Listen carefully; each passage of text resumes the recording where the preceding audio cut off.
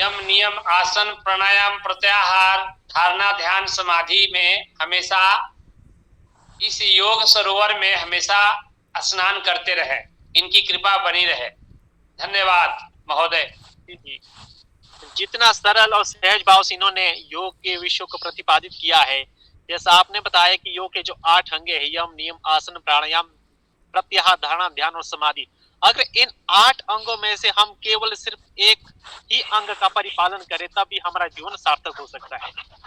जैसे कि यम नियम, जैसे यम का अर्थ है संयम, तो संयम जैसे कहा कि एक शपथ, एक प्रतिज्ञा है जो 5 प्रकार का है।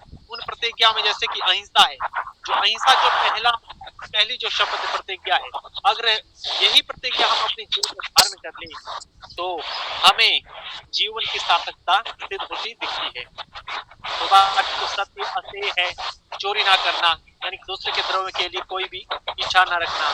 इसी बात की हमारे जीव भी 5 प्रकार के माने गए। जैसे डॉक्टर साहब ने कहा है कि सोच संतोष स्वाध्याय सोच का तात्पर्य है कि आंतरिक और बाह्य रूप से हमें शुद्ध रहना है, और संतोष स्वाध्याय और ईश्वर परिधान अर्थात ईश्वर में भक्ति पूर्वक सब कर्मों का समर्पण करते रहना है।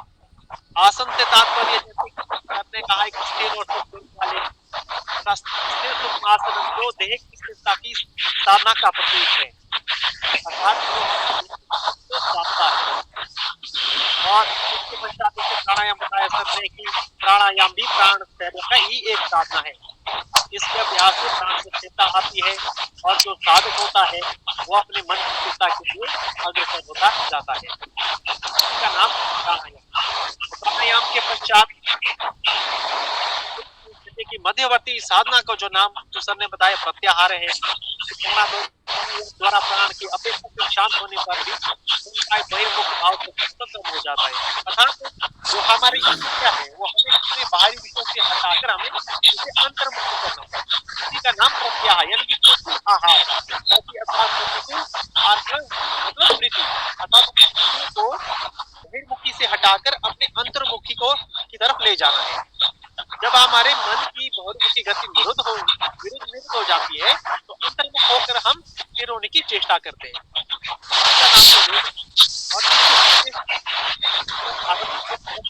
उसका नाम धारणा होता है।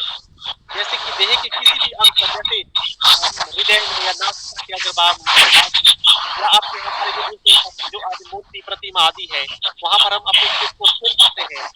इसी कारण योग सूत्र में भी कहा गया कि देश बंध रविंद्र महोदय जी, आप म्यूट कीजिए, म्यूट कर दीजिए, काफ़ी कोलाहल हो रहा है इसमें, तो समझ नहीं आ रहा कुछ। आप अपना ये म्यूट कर दीजिए। जी अनिल जी बोल रहे हैं, कोई एक यदि बोले तो म्यूट कर दीजिएगा जी, काफ़ी कोलाहल हो रहा है, समझ नहीं आ रहा जी। जी, ये अष्टांग योग का जो सर ने बताया बहुत ही संक्षिप्त सहज रूप से उन्होंने हमें समझाया। तो धारणा के बाद मैं बात कर रहा था ध्यान की, कि जब हम किसी एक ध्येय वस्तु पर ज्ञान का एक एकाकार रूप में जब हम वहां पर एकाग्रचित होकर अपना ध्यान करते हैं, एकाकार रूप से प्रभावित होता है किसी ध्येय वस्तु को लेकर, उस स्थिति को हम ध्यान कहते हैं। अंतर धारणा और ध्यान में अंतर सिर्फ इतना ही है कि धारणा में क्या होता है कि एक वृत्ति से विरुद्ध वृत्ति का भी उदय होता है, परंतु ध्यान में क्या होता है, जो हमारी जो सदृश वृत्ति का ही प्रभाव चलता रहता है, विसदृश का नहीं चलता। अर्थात और ध्यान की परिपक्व अवस्था का नाम ही समाधि है।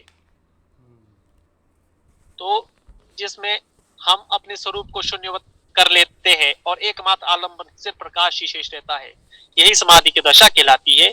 यह एक योगी के लिए, योग की साधना के लिए जो अष्टांग योग हमारे पतंजलि महर्षि जी ने बताए हैं, तो उसमें से अगर हम किसी एक में नियम पर या एक भी अंग पर अच्छे से काम कर ले तो हमारा जीवन सफल हो सकता है। तो इसके बाद में यहाँ पर उपस्थित सभी सुधीजनों से आग्रह करना चाहता हूँ कि आपका अगर इस विषय को लेकर कोई भी प्रश्न हो तो आप यहाँ पर अपना प्रश्न रख सकते हैं। इस चर्चा परिचर्चा में आप सभी का स्वागत है। जी, एक जी मैं पूछना चाहता हूँ यहाँ पर उपस्थित Arvind Kumar Shukla ji, doctor Sharda ma'am, doctor Ravindra Kumar sir तो हमारे मुख्य अतिथि थे, गीतात्री जी, GS चौधरी जी, हेमचंद जी, जयदेव दास जी, मुस्कान ठाकुर जी, नरेंद्र सिंह जी, राजेंद्र कुमार जी, परम्बू मिश्रा जी, आप सभी से मैं आग्रह करना चाहता हूं कि अगर आप में से किसी का कोई प्रश्न हो तो आप यहाँ पर अपना प्रश्न रख सकते हैं।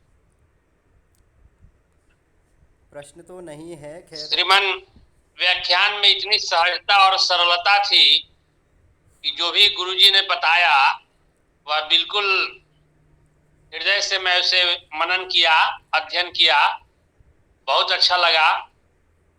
और मेरी ओर से, गुवाहाटी संभाग की ओर से श्रीमान को बहुत बहुत धन्यवाद, हार्दिक आभार प्रकट करता हूं। जी बहुत बहुत धन्यवाद महोदय।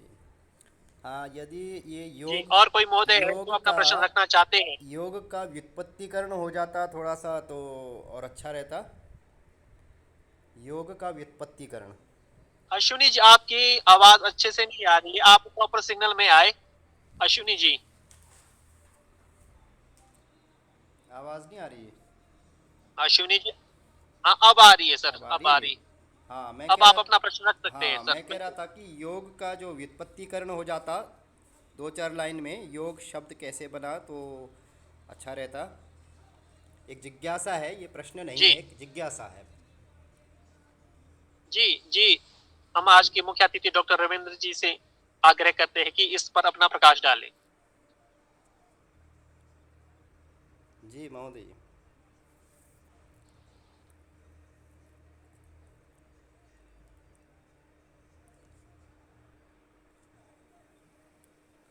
कोई बात नहीं, यदि कोई डॉक्टर रविंद्र सर, आप में से भी कोई यदि कर सकते हो तो आप कर सकते हो, कोई वो नहीं है इसमें। ये शायद कहीं व्यस्त। आवाज सर आ रही है सर? हाँ सर हाँ, आवाज आ रही है सर? जी जी जी, आ जी रही है। जी हाँ। जैसा कि सर मैंने पहले आप बताया था आपको कि इसके योग शब्द की जो व्युत्पत्ति है उसके लिए एक धातु है दिवादी गण की युज समाधो। जी जी जी जी। युज समाधो।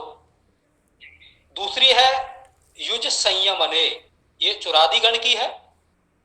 और तीसरा है युजिर योगे, ये रुदादी गण की धातु है। तो योग शब्द जो है युज धातु है, युज धातु ख्या प्रत्यय होकर तब ये बनता है योग शब्द। जी जी जी, सत्य सत्य।